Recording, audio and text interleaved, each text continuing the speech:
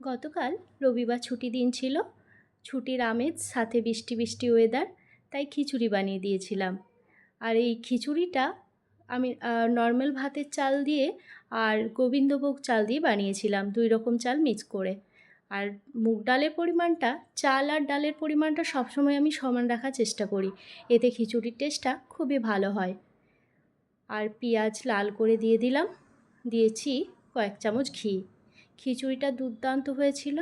আর বানিয়ে নিয়েছিলাম আলু মাখা আর ডিমের কষা বানিয়েছিলাম। এই ডিমের একটু কষা কষা করে বানাতে হয়, নাহলে খিচুড়িতে ভালো লাগে না বেশি ঝোল হয়ে গেলে। এই ডিমের কষা খিচুড়ির সাথে আমাদের বাড়িতে সবাই খুব পছন্দ করে। আর বেগনি বানিয়ে নিয়েছিলাম, ছোট বেগুন ছিল, ছোট ছোট বেগনিগুলো হয়েছে।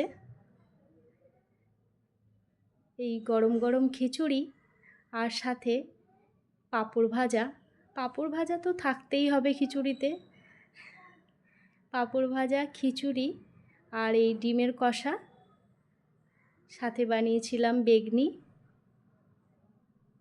আর সাথে ছিল আমার মায়ের হাতের আমগুড় মিষ্টি আচার। এই আমগুড়ের মিষ্টি আচারটা খিচুড়ি পোলাওয়ের সাথে আমার বেশ ভালো লাগে। অনেকেই টক আচার খায় খিচুড়ির সাথে, তবে আমার এই মিষ্টি আচারটা খিচুড়ির সাথে খুবই ভালো লাগে। আর আলু মাখা।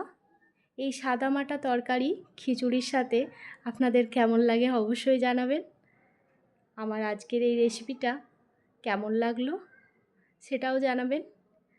আজকের মতন বিদায়, আবারও দেখা হবে নতুন কোনো ভিডিওতে বা নতুন কোনো রেসিপিতে।